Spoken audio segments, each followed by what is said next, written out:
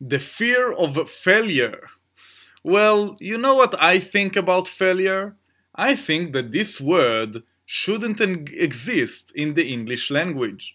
That's what I personally think, because what is failure anyway? And that's basically me right now intellectualizing it, helping your fear of failure be removed, because guess what? It doesn't serve you anymore. You don't need it. So, the fear of failure is what? Is the fear of what exactly? Is the fear of what other people may think, perhaps? But is it really the fear of learning? Maybe you should change the name failure for learning. I don't know, I've failed so many times in my life, and that's basically meaning that I've learned so many things. Every time I've tried a new venture, I basically prove to myself that I have the audacity to even try, and that I have the ability to learn so many new things. Every failure has so many presents just awaiting you to learn. And there's a saying in the entrepreneurial world that I like. It goes something like, there are no failing startups, there are only founders that give up. That's only the case. There is no failure. It never happens. It's only a founder, a person deciding, I had enough. And there is nothing wrong with saying I had enough. Maybe you tried the venture and it didn't work out for whatever reason. You are the only one that's going to decide, that's it. I'm not going to continue. And I give up. And there is nothing wrong with giving up. For whatever reason, people like to teach us that giving up is like the worst thing in the world. It's not. It's an option that's always on the table. The door is always open to give up, to say, you know what? It's not working out. It's not for me. Nobody is judging you. It's okay. You are fine. Don't feel that you have failed. If you, for example, opened a business and then tried it for like a few months or a few years or whatever, and now the business is failing, meaning that it doesn't make enough revenue or whatever, so you have a choice either to say, you know what, I had enough, I have failed, or you can say, I continue, and perhaps you'll have another opportunity to decide to stop and give up, or continue and continue forever until it will work out. You are the only one who is going to say when to stop and where to continue. You see, that's how I intellectualize it. You basically explain to the person that there is no failure anyway. So why do you even fear it? It's weird.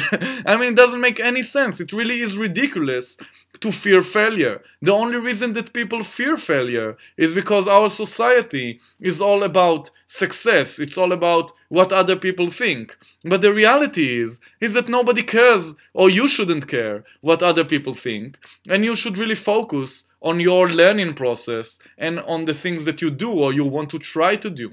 And when you consider a new venture, you should also consider failure and how can you fail and what are you going to do if you fail. And if, for example, taking a loan in order to open a business is going to perhaps be a situation in which the business doesn't really work out the way you think it would, and then you'll have not only this failure to deal with, but also this situation of now you are owing all this money to the bank, then maybe you should consider not taking the loan in the first place. Or maybe at least you should consider, how do you feel about risk? Risk is another big thing in our life, and everyone should ask himself, well, how do I feel about risk? Do I enjoy risk, or maybe I want to stay away from it? You are the only one with the answers. This is a very personal question. Alright, so failure really shouldn't be a fear in this list. Unfortunately, fear of failure is definitely one of the major ones, and you should really try to intellectualize it and really try to explain to the person or to yourself that there is no failure to begin with, and that's why it's a bit of a problem to even talk about it. Alright, it's only lessons, and if you want to use the technique of gradually confronting the fear, so gradually take more and more steps to deal with, to take these opportunities or to try things. Smaller and smaller steps, more and more. If you don't want to open a business, for example, because you fear failure, and that's why you don't want to begin the business to begin with, then take small steps, begin researching, try to minimize the probability of failure by doing a lot of research, by reading a lot of books, by talking to a lot of people. It could help you deal with your failure that maybe won't even happen, maybe it will. It doesn't even matter because it's the fear of failure. The funny thing is that maybe the failure won't even come, but you are just so worried right now about it, and it stops you from doing all these great things. Alright, so there really isn't any reason to fear, and you can gradually deal with it and confront it until finally, and I'm telling you this from experience, by the time that you open your third and fourth venture, you already forget that in the past you had any fear to begin with. Fear is something that you won't have in your life. Fear of failure is something you won't have in your life anymore after you've done more and more and more ventures. And you know that sometimes it works out, sometimes it's not. It's all good. Nobody's judging you. Nobody cares. You're the only one who's judging yourself.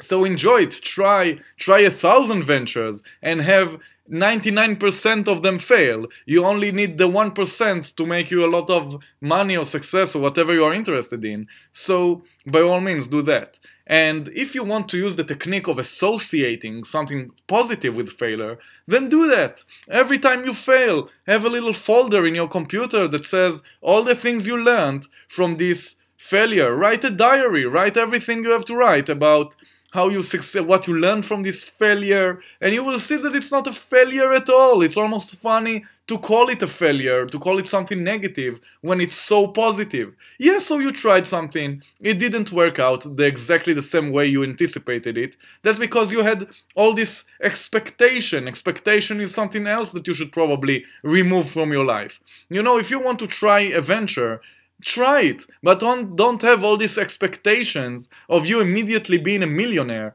because the world is usually much harder than that, at least the world of business.